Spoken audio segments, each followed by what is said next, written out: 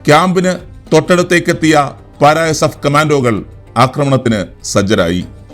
2 sentry പോസ്റ്റുകളിൽ 6 തീവ്രവാദികളായിരുന്നു കാവലുണ്ടായിരുന്നത്. ഒരു നിമിഷം കാൾ ഗുസ്താവ് ലോഞ്ചറിൽ നിന്ന് പാഞ്ഞ റോക്കറ്റുകൾ വലിയൊരു സ്ഫോടനത്തോടെ കാവൽ നിന്ന 6 പേരെ തവിടുപൊടിയാക്കി. അർദ്ധവൃത്താകൃതിയിൽ ക്യാമ്പ് വളഞ്ഞു നിന്ന ഇന്ത്യൻ പാരാഎസ്എഫ് കമാൻഡോകൾ തുരുതുര നിറയൊഴിച്ചു.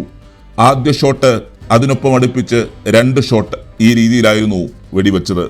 കൃത്യതയ്ക്കും വെടിയുണ്ടകളുടെ എണ്ണം കുറയ്ക്കാനുമായിരുന്നു ഈ രീതി അവലംബിച്ചത്.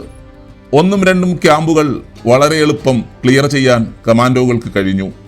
ആദ്യ 20 മിനിറ്റിൽ എന്ത് സംഭവിക്കുകയാണെന്ന് മനസ്സിലാകുന്നതിന് മുൻപ് തന്നെ തീവ്രവാദികൾ വെടിയേറ്റ് വീണു.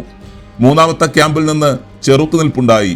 എന്നാൽ കമാൻഡോകളുടെ ലോഞ്ചറുകളിൽ നിന്ന് പാഞ്ഞ ഗ്രനേഡുകൾ ബങ്കറിൽ നിന്ന് വെടിയുതിർത്തുകൊണ്ടിരുന്ന തീവ്രവാദികളെ തകർത്തു. 45 മിനിറ്റ് നീണ്ടുനിന്ന ഓപ്പറേഷനിൽ കമാൻഡോകൾ ഏതാണ്ട് 15,000 റൗണ്ട് വെടിയുതിർത്തു. 150-ൽ പരം ഗ്രനേഡുകളും 10-ലധികം റോക്കറ്റുകളുമാണ് തീവ്രവാദ ക്യാമ്പുകൾക്ക് നേരെ പാഞ്ഞത്.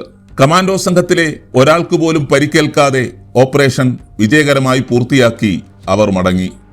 ഇന്ത്യൻ അതിർത്തിക്ക് തൊട്ടടുത്തെത്തിയപ്പോൾ ലഫ്റ്റനന്റ് കേണൽ നെക്ടർ സഞ്ജൻബാബ് സൈനിക ആസ്ഥാനത്തേക്ക് മെസ്സേജ് അയച്ചു.